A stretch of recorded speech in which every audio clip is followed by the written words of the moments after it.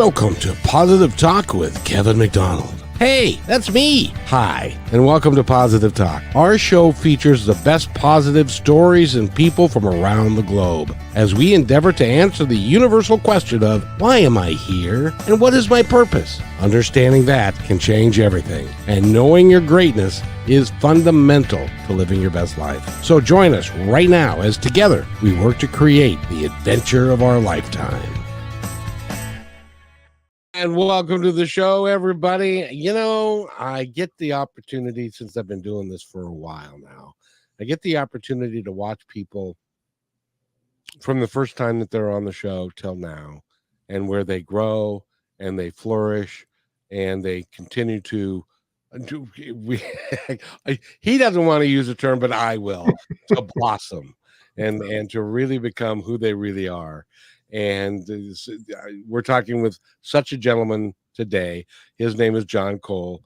And I first met John, I think it was 3 years ago. Yeah, I think so. 3 years. Yeah. Yeah. And he was on the show.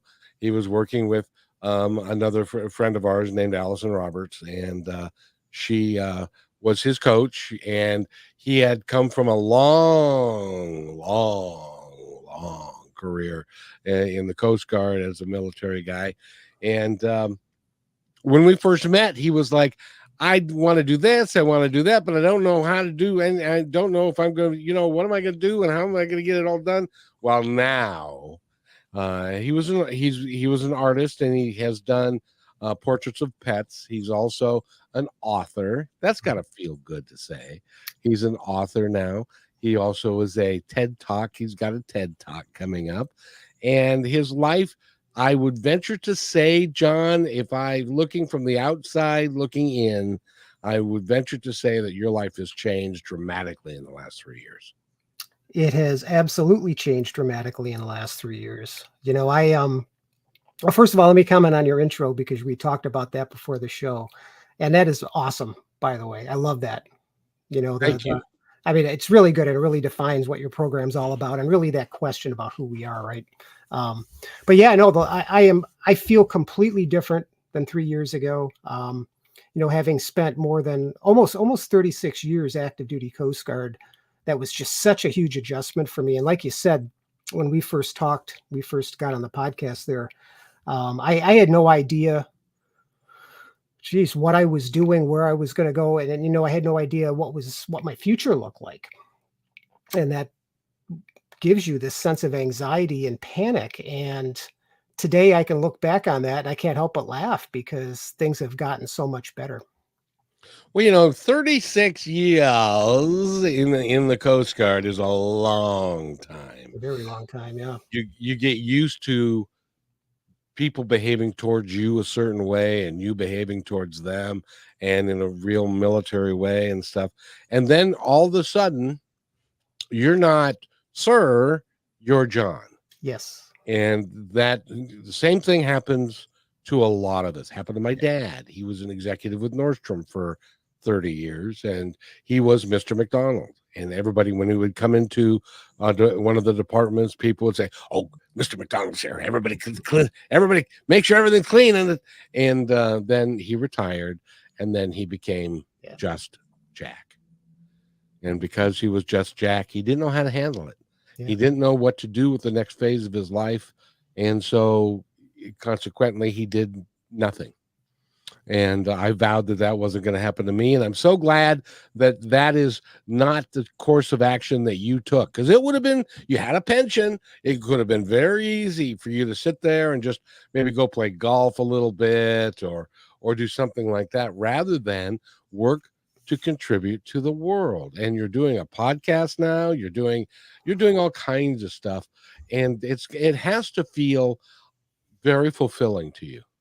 It really does, and you mentioned the podcast, which was actually, I think my inspiration for the podcast, Kevin, was you, just to give you credit where credit's due, because being on your podcast there, it just really sparked this interest that the message that you bring, I'd like to bring a message like that too. Now, mine is more focused on art. I call it Art Talk with John Cole Artist. It's on Facebook and YouTube as well.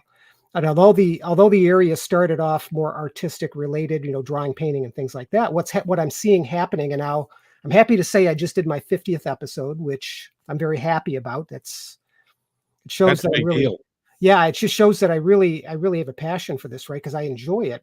But it's kind of morphing a little bit into conversations about, who we are and how we see the world, and by doing that, it's self-reflective a lot of times as well.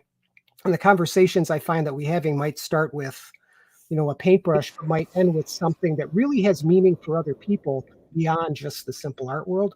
And I absolutely love that. I mean, I'm just thrilled that that's happening. And the conversations are so unique. And, we talk about some subjects that, again, really have meaning that people can resonate with. So it's been fantastic just for the podcast.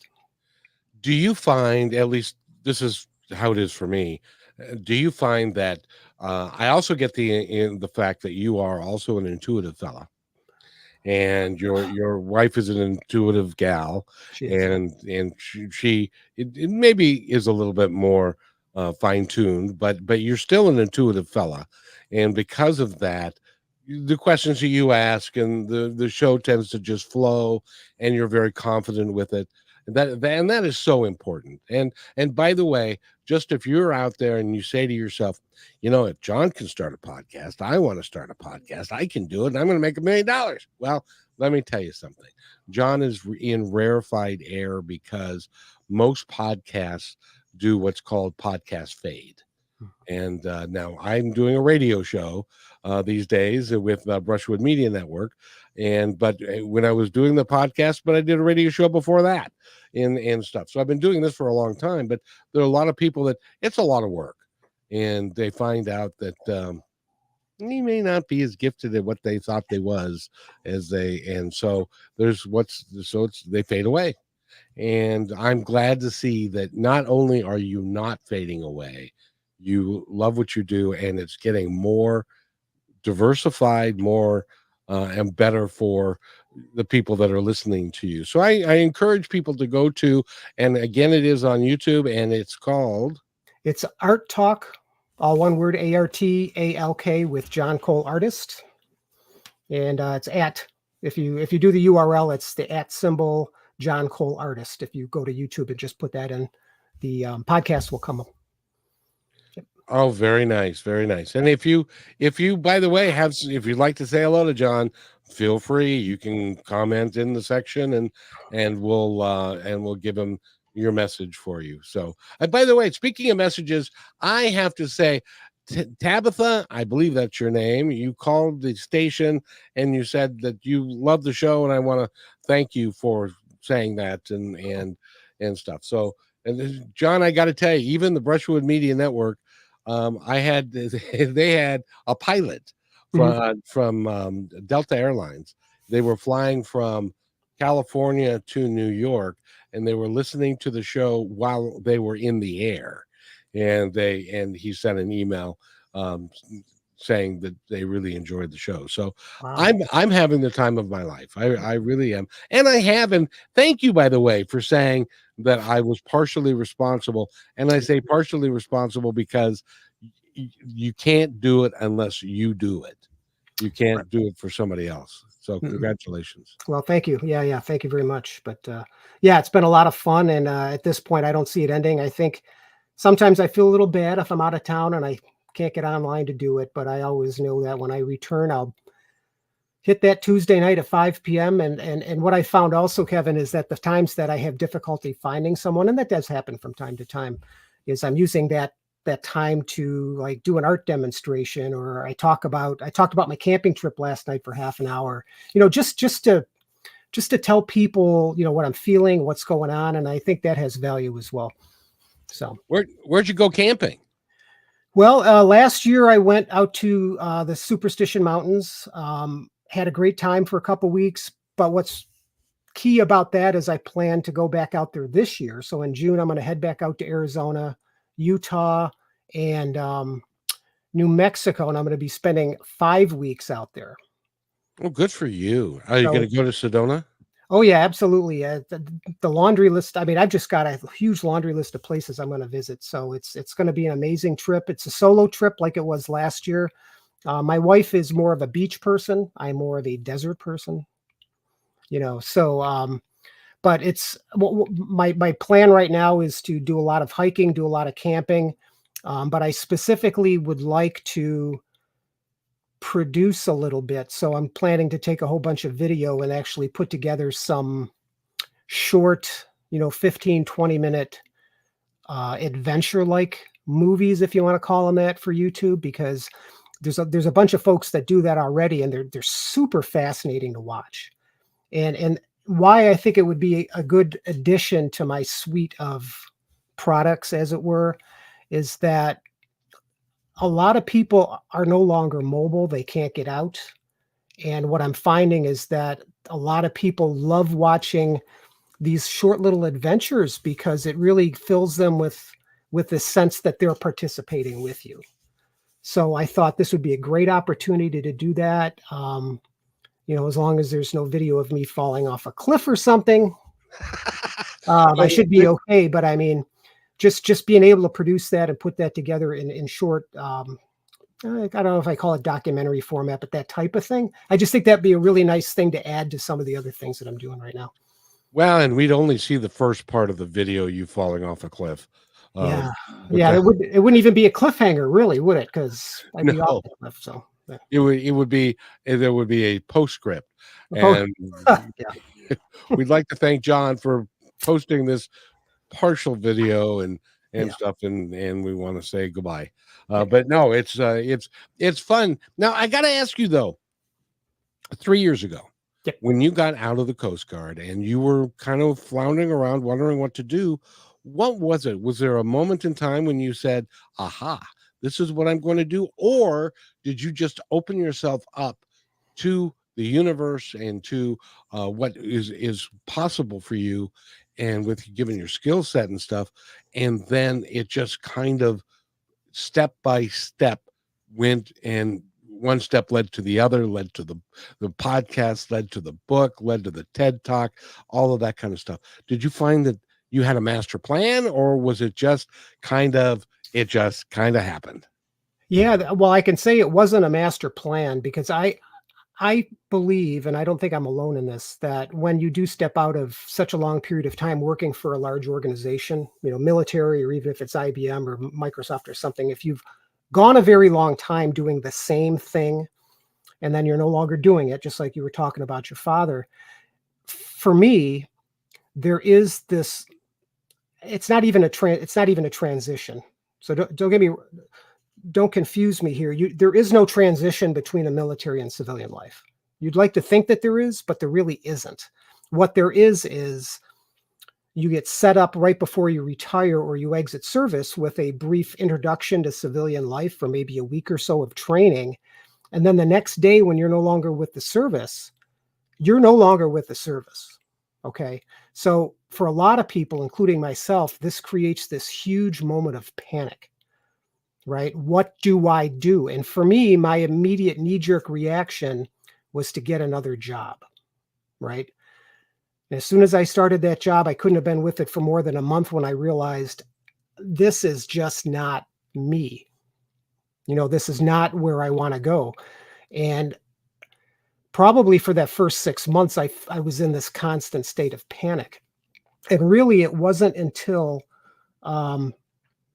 I listened to Allyson during one of her free programs that I decided to step away from that anxiety.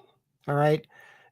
It doesn't mean that I had an idea. What it meant was that I did have the power to change the way I was thinking about all that Coast Guard service, Yep. And so from that perspective, it was a gradual process, and really I can with confidence say that today, 3 years later, any bad feelings I had about retiring, which unfortunately sometimes we have, I don't have that anymore. I've now understood and learned that it was a matter of me really recognizing my inherent intrinsic value as opposed to my value wearing a uniform.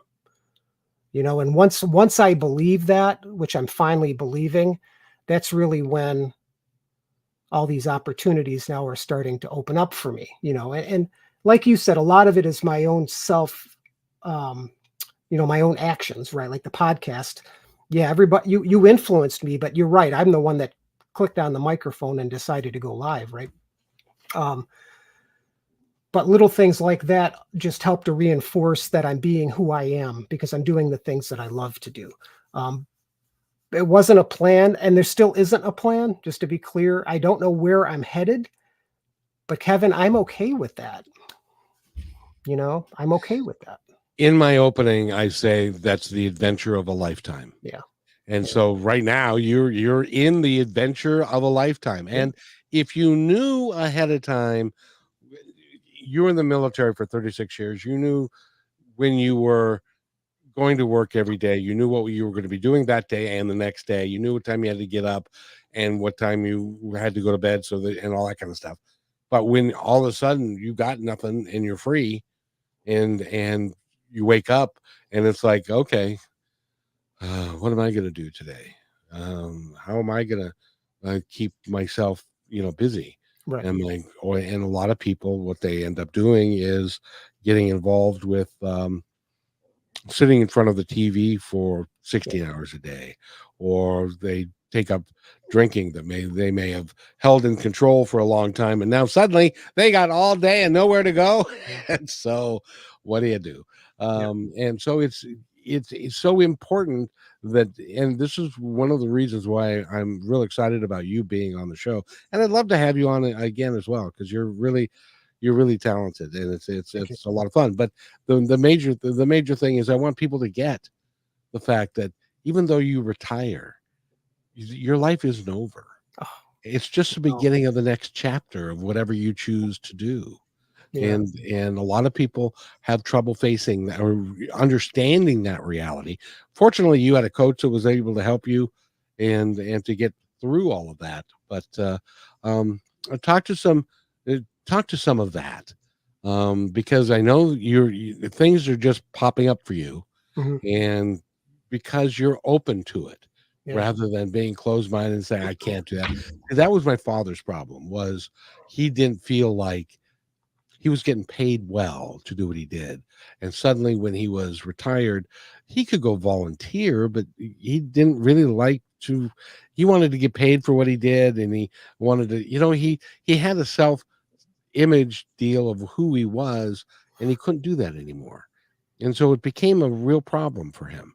Yeah. How, when you were tell us about the first day after you're separated from service and you woke up and you had nothing to do. Tell me about that day. Yeah, because there was a gap between the retirement and the job.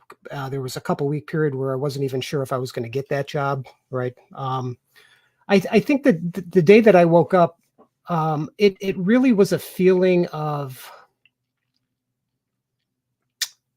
just aimlessness, like not knowing how I should interact with my wife, not knowing what I should do once I took a shower, not knowing, and not so much not knowing, but feeling as if there was something that I had to do because I was so used to having to do things that I felt like I was in this perpetual state of waiting, and in that place, it made it very difficult to cope, not only with myself, like what do I do with myself all day, but also how do I cope with other people? How do I interact with other people? Because the other big thing with me, of course, was that I lost my community overnight too. I had no community anymore. One minute I Yeah. knew half the people in the Coast Guard, and the next day they were off doing their thing, and I don't have that anymore. I mean, it's not like I have all these friends in the neighborhood. I didn't, because I was in the Coast Guard doing that for 12, 15 hours a day, right? So it's so I can fully understand why there are so many veterans that exit service that really have these problems, because I had that problem too. And that is, who am I, right? Like your program started off. Who am I? Who is John Cole? I had no idea who I was that first day. And until you are able to decide who you are, No. it makes it very difficult. And some people never do that. Well, it's I think it's deciding, but also having an idea of who you want to be. That's also true. Yeah. Yeah, Yeah. It's remarkable that some people are able to make that transition. Now, you made that transition because it was now you took another job for a period of time, I did. but you decided that just wasn't going to work for you. And so then you retired again. and but you're a young guy. And so you had tons of life left and had a lot of the things to do.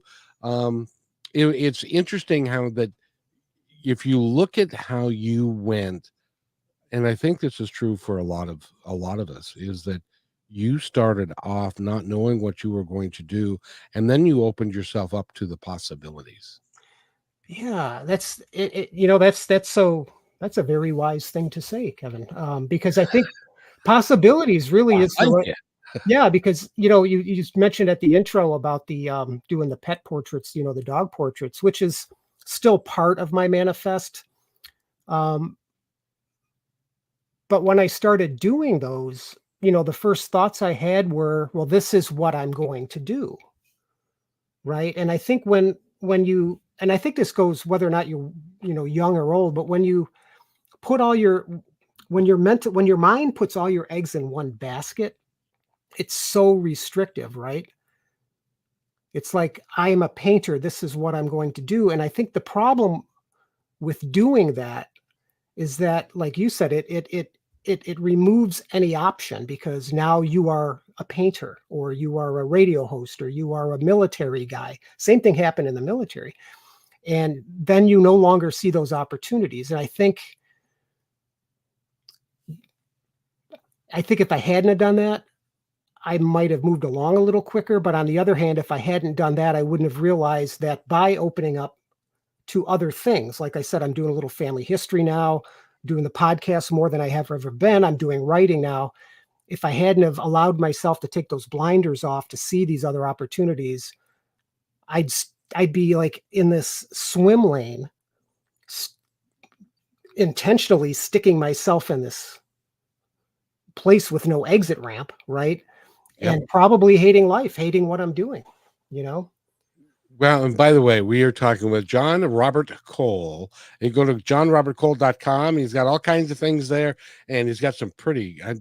I need to get a picture of my dog, my favorite dog, and have you do that, because you're really good at that. Thank you. But you do so much more. We need to take a break. It'll be just 30 seconds, so we'll be right back. And don't go away, anybody. We'll be right back.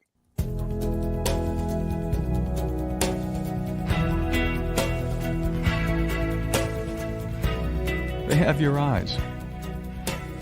They have your ears. They have your smile. Now all they need is a little more of your time. Make a difference in your child's life, because anyone can be a father. It takes time to be a dad.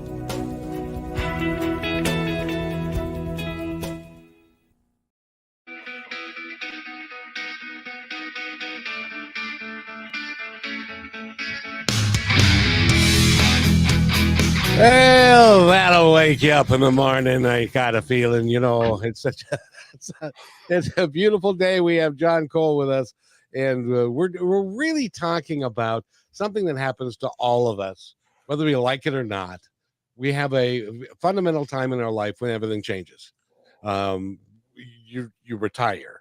Your wife decides that there's somebody else that's prettier than you, or there's a whole lot of different aspects of your life, and everything changes. And there is a real possibility for you to decide, and this is what the adventure of the lifetime is that once you decide who you want to be and what you want to do and how, and open yourself up.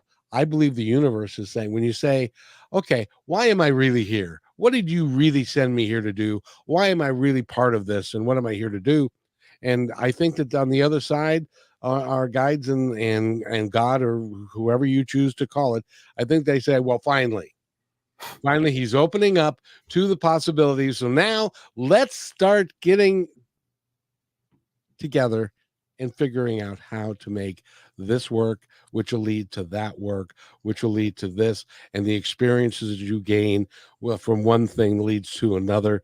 The experiences that you gain as a podcast host, to then being an author, to then being a TED Talk person, and starting off as an artist, you've accomplished so much. Now your resume is really pretty, by the way.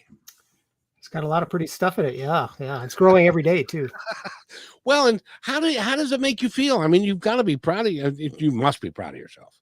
I think I am. I mean, that's, for somebody like me, that's always a tough question to answer when it comes to, well, how do you feel about what you're doing? Because I tend to be a little self-critical of myself, and I judge myself a lot. The good news is I'm moving away from that, right? I'm moving away from the perfectionistic mentality that I've had forever into one where it's not about perfection. It really is about me discovering who I am and then enjoying who I am.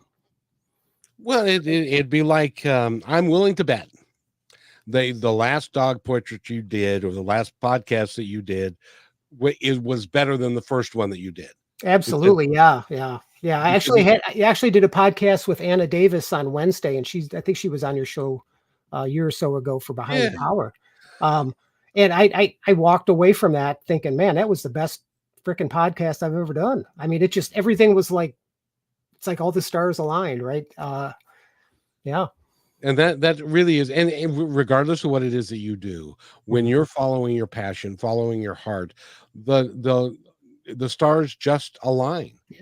And you may take a little bit to get the technical side down of whatever it is that you're doing, but you feel, I'm willing to bet, correct me if I'm wrong, but I'm willing to bet that when you finish a podcast or when you finish the book, that you said, dang, that was good. I'll say that to myself. Yes.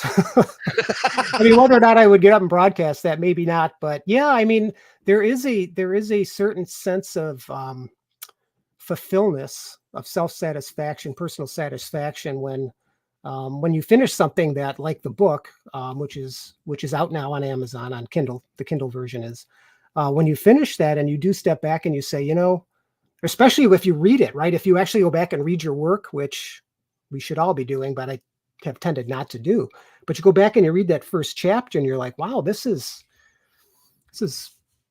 something special, And you're right. It's the same thing with the podcast. It's when you step back, and I've got a painting right here I'm looking at that I painted about a year ago. And I'm like, wow, it's actually not that bad. It makes you feel good. Now, I want you to change your terminology. Okay. From it's not that bad to it's really great. Okay, there we go. Yeah, I've heard things like that before from folks, and I won't mention any names, but you're right. It's really great.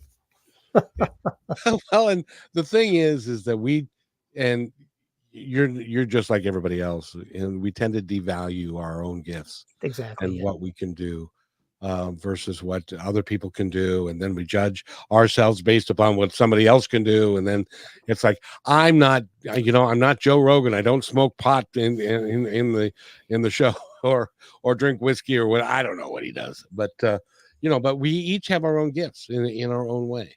Yeah, and you're right, and I'm so glad you said that to clarify that, because you're absolutely right. I mean, and I talk a little bit about that in my book, where we do tend to lessen our value when in reality we're providing a heck of a lot more value than we literally will ever know. Oh, I couldn't agree more. It's like we're all born great. We are. When we come and we are that little baby, we are absolutely great. We're perfect in every way. And you might not think of that when you got to change the diaper, but other than that, we're just about perfect. And then our whole lives, it seems, growing up, where there are people that tell us, you ain't so great. You're not so smart. You're too short. You're too this. You're not that, or whatever. And so then we have to recover from that and get back into our lives and say, when I was 6 years old and that guy who was 6 years old said that nasty thing to me, he was 6. What the hell did he know? Right. But we take things like that so seriously and so personally. So it's really important for us to get away from that. drop the stories and begin to live our lives where it could. And by the way, I got to tell you, I am so proud of you. Of what you are in the middle of the adventure of your lifetime that you are just in the middle of, and you don't know what's coming, and that's the exciting part.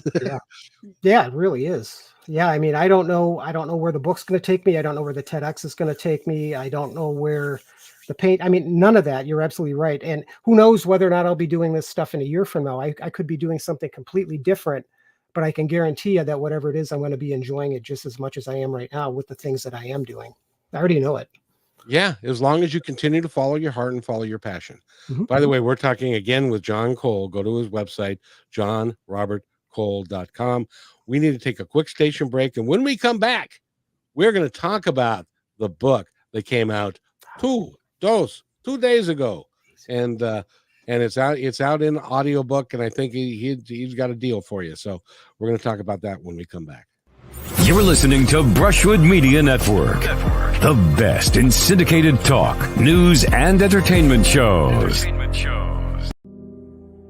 As you go about your daily life, look closer. As you gather with family and friends who love and support you, look closer. There are youth right in your community who don't have the home, warmth, and healing you have. So look closer. Every year across America, a staggering 4.2 million youth are homeless or trafficked. And for 50 years, Covenant House has worked relentlessly to keep them safe and protected. Tonight, 2,000 young people will sleep safely in a Covenant House bed. And tomorrow, they will wake up surrounded by love. They get clean clothes, hot meals, medical care, and a safe place to sleep. 24 hours a day, 7 days a week. In sites across America to help them fulfill the great promise of their lives. So look closer at Covenant House. To help or get help, go to covenanthouse.org. And welcome back to Positive Talk with Kevin McDonald. Nice to see everybody. And John Cole is with us.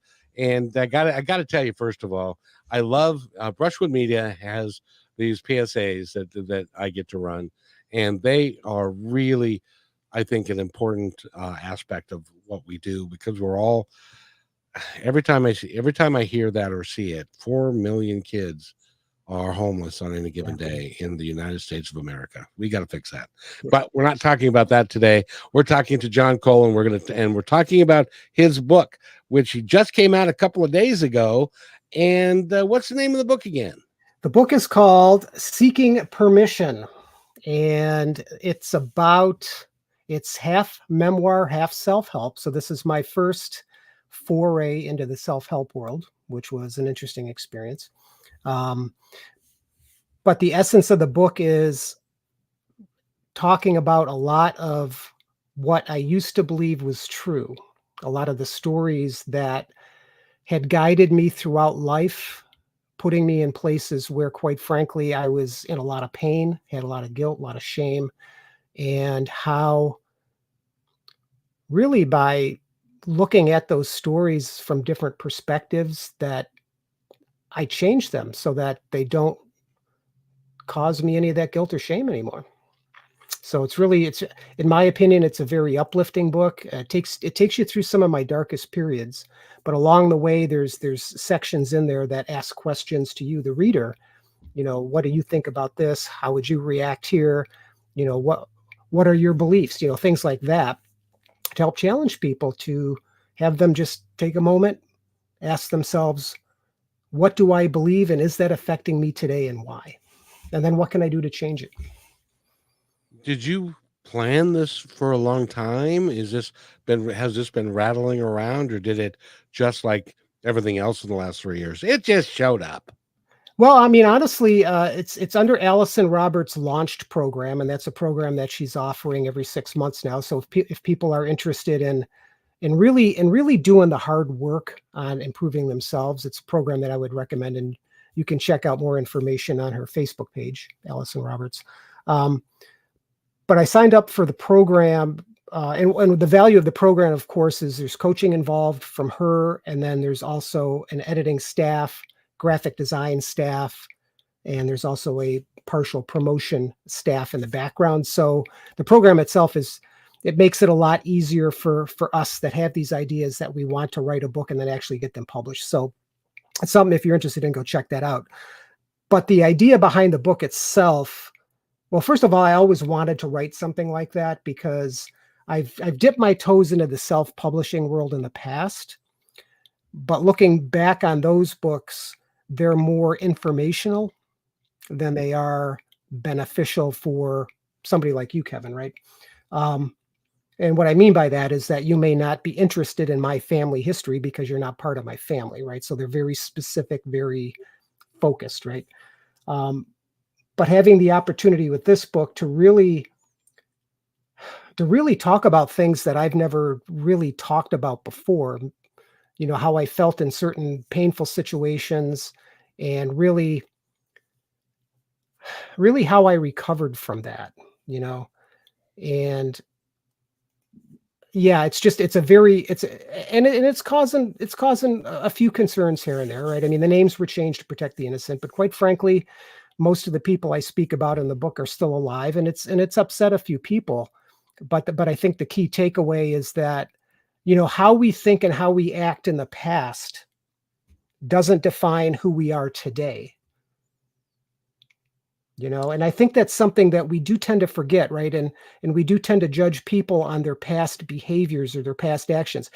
Like you mentioned, we are the biggest critics of ourselves. Yep. Right? I can't be a great painter because in the past somebody criticized that. Yes. Well, did you ever think that maybe they just don't like the color red?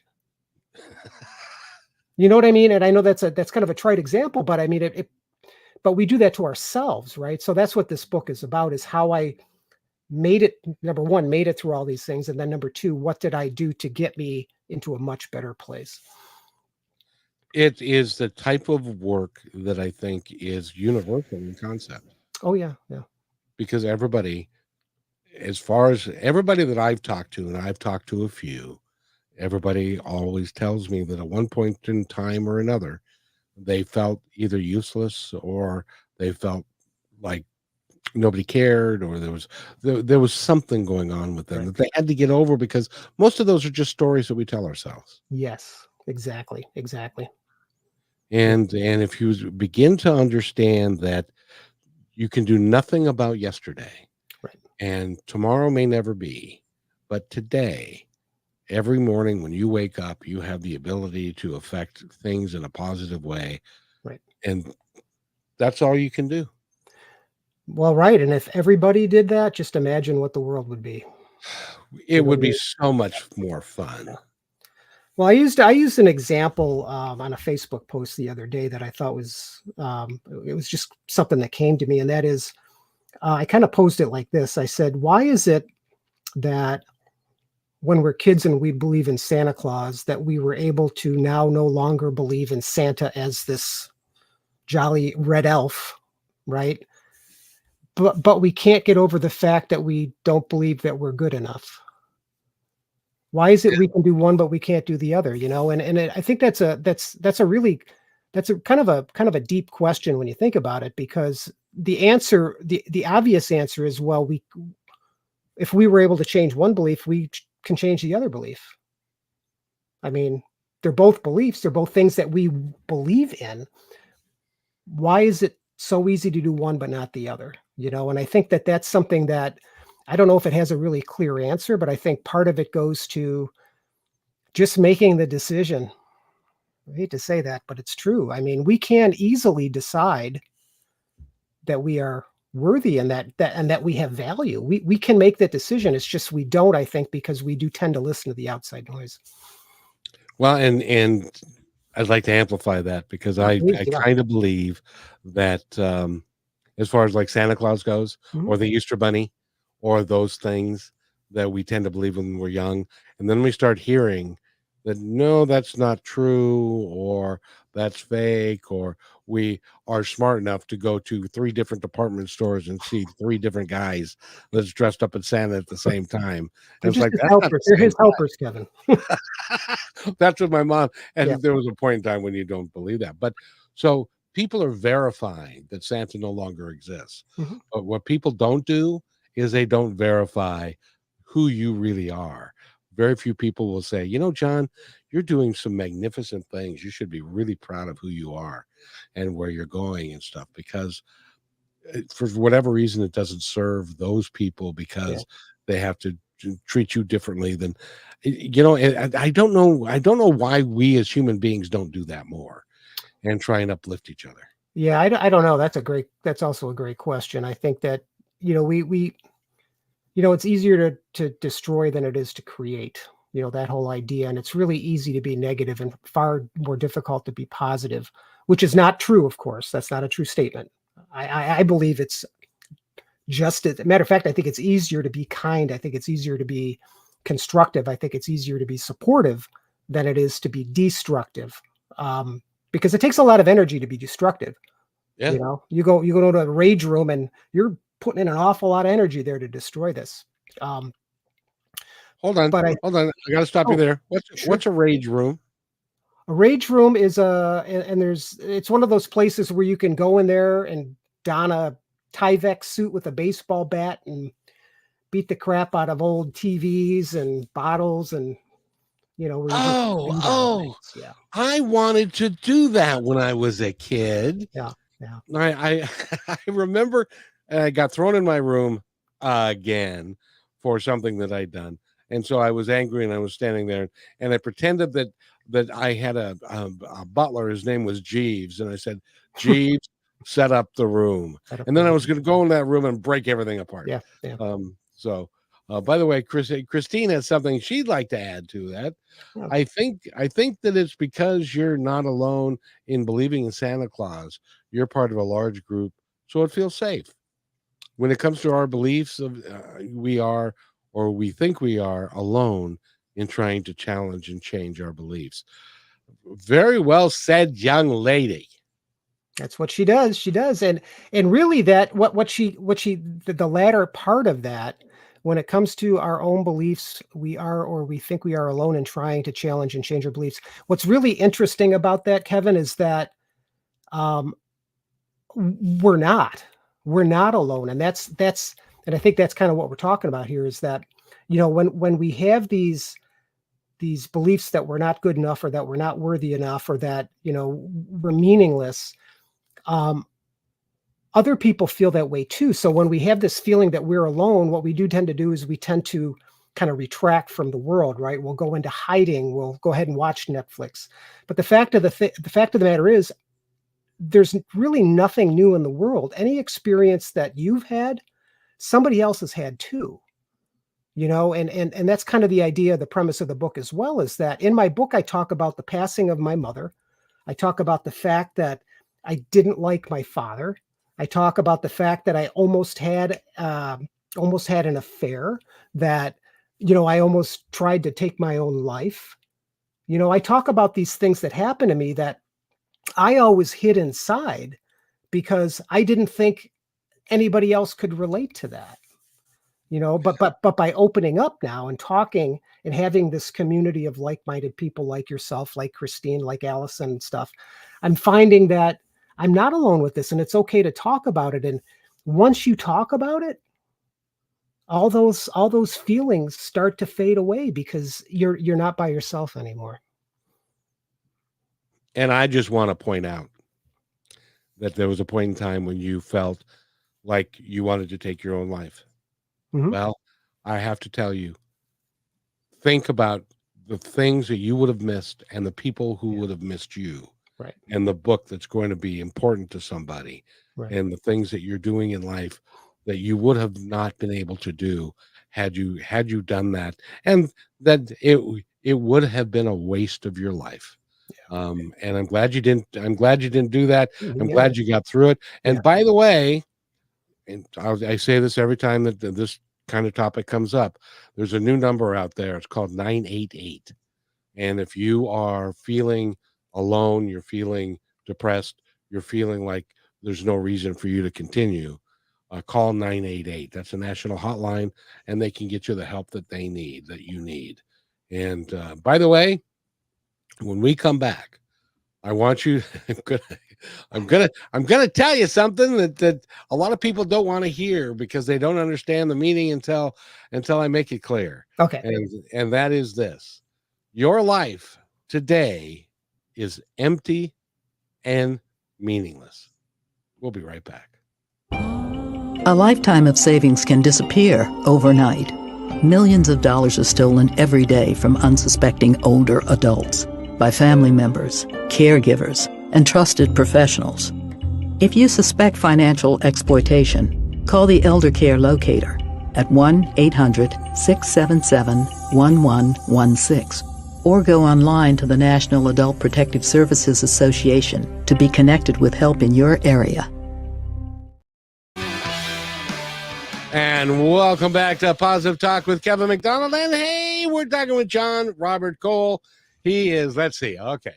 He's an artist. He's a podcaster. He's a former military man. He's an author. He is a TED Talk coming up on the 16th of May. And that's just this week. There's going to be more. I also do family histories too. Oh, that's right. You do. Yep. You do genealogy. Yep, genealogy.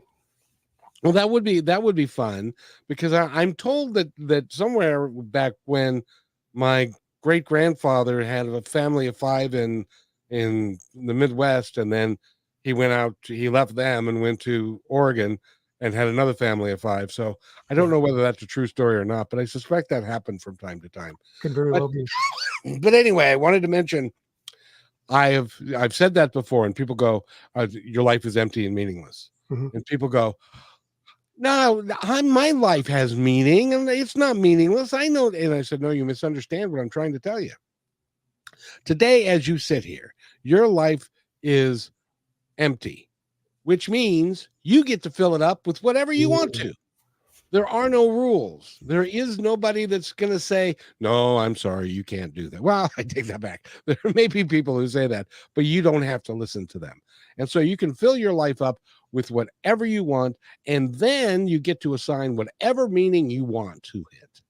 You can have a wonderful life meaning of being kind and generous and taking care of people.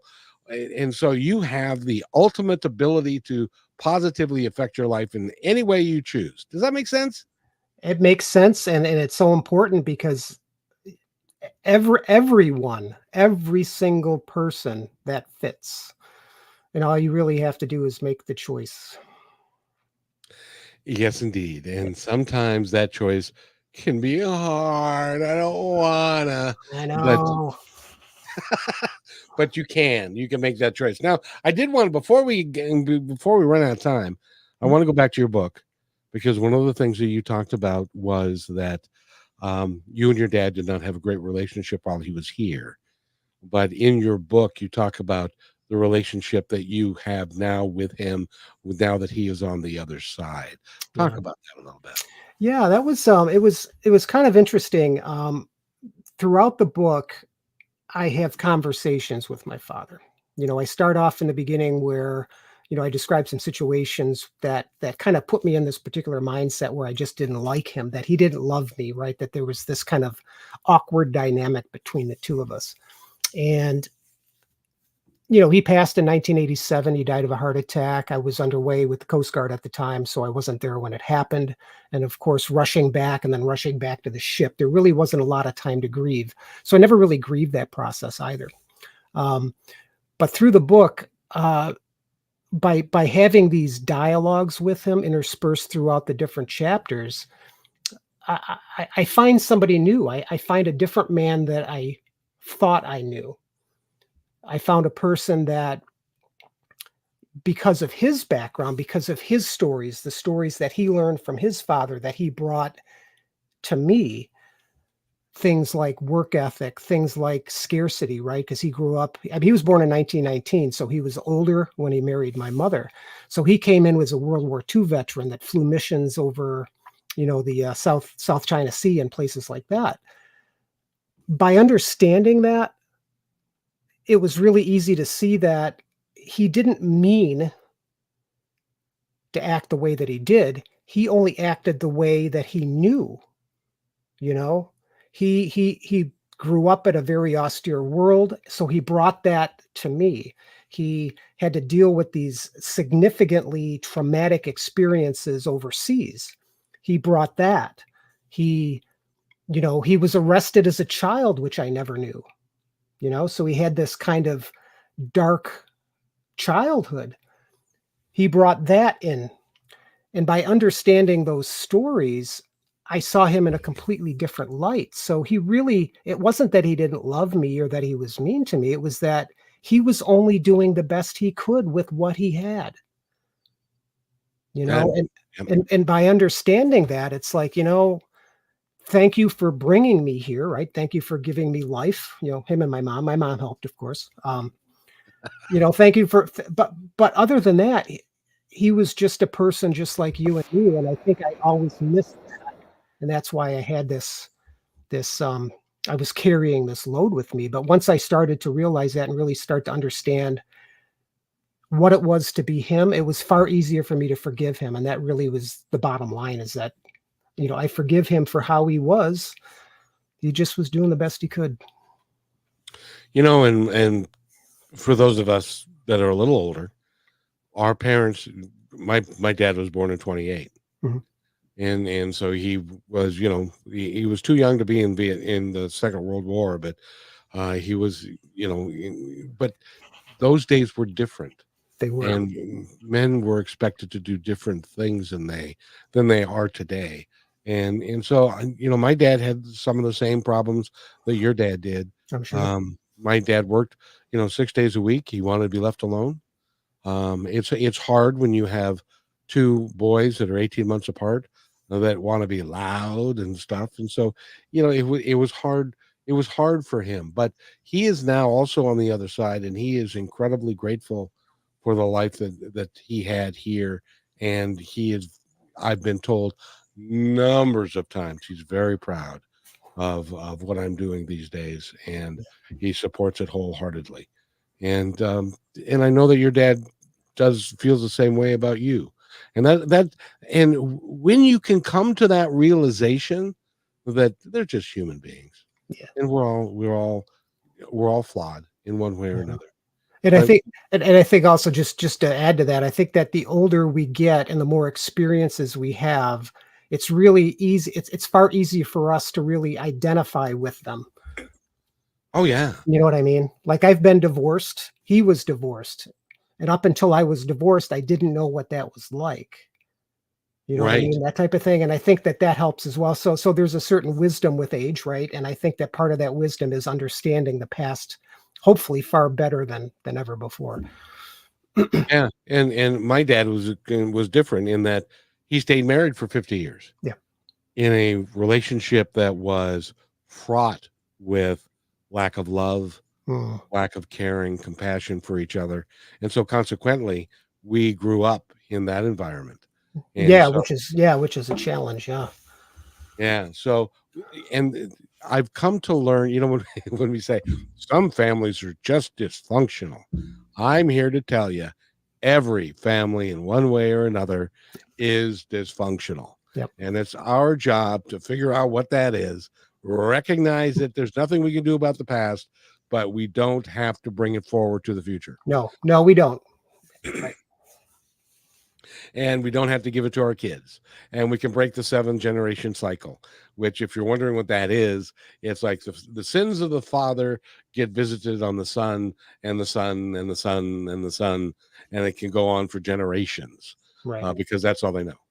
That's how they were brought up, and that's how if it was good enough for my dad, it's good enough for me. So I'm going to smack you around a little bit, and stuff like that. So it's important. So I got to ask you, we've got just a few minutes left. What's next for you? You got the TED Talk on the 16th, and then. Well, yeah, and then I'm taking a month and a half to go out in the desert, like I mentioned earlier, and I'm just going to get back to me again. And then after that, I don't know, and it doesn't matter to me what comes next, because everything is just going to be a pleasure. I already know that. I'm sure there's things that I wouldn't even think about going to happen. And I think that's what makes it so exciting.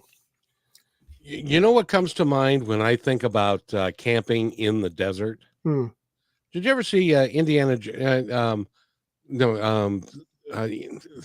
The first Indiana Jones movie, when he goes, snakes. Oh, snakes! Why did it have to be snakes? Yeah, the next time I'm on, I'll tell you my rattlesnake story. How about that? No. Oh, I do want to mention, just real quick before we go. Yeah. So my book is Seeking Permission. You can find it on Amazon Kindle right now. And up until Sunday, it's free on Kindle. Cool. So if you want a copy, go up there. You can download your free copy. And then the printed version will come out the following week. Congratulations. You should be, you young man, you should be very proud of yourself. Thank You've you. You've done an extraordinary thing. I appreciate it. And if you have it in you that you want to write, people tell me I should write a book, and I can't seem to get it off the ground, but because I'm doing this all the time, so I don't have time for that. But I applaud you. I don't know how you did it, but congratulations. I'm glad you did. Thanks. And you know the cool thing, John? What's that? Is that one day, and it can be in 5 years, it can be in 10 years, you're going to get an email from somebody that said, I picked up your book in a secondhand bookstore, and it was a little dog-eared and stuff, but I loved the title and I wanted to read it. I read it and it changed my life.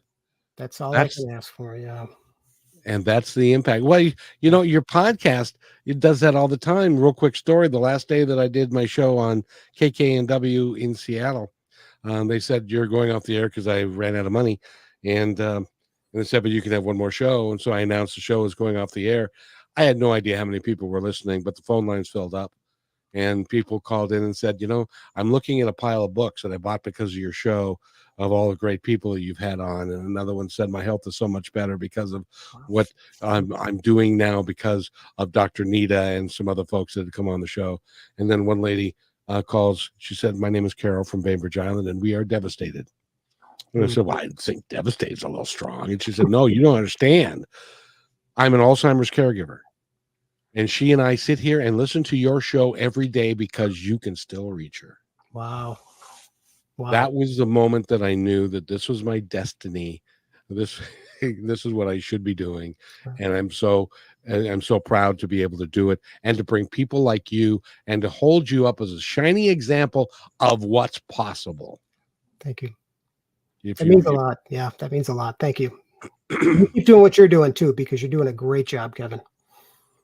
It's like a box of, it's like potato chips. I can't quit. I just can't, because this doing a show with someone like you, it just uplifts me. It makes my day so much better.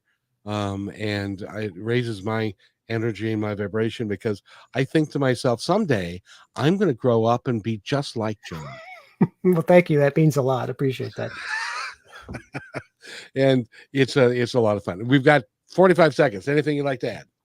No, just everybody, just be yourselves, and you're never alone in your stories. So it's okay to talk to somebody, whether or not it's a counselor, therapist, friend, Kevin McDonald on his podcast. Just talk to somebody, because we have a lot more in common than you think. And go to Brushwood Media, where I have my radio show is there Monday through Friday at 5:00 Eastern. So I look forward to that. And by the way, I know that your lovely better half is listening, and I'm going to send you a link for her. I'd love to have her back on the show. I'll make sure she gets it. She's going to get it now. I guarantee you that.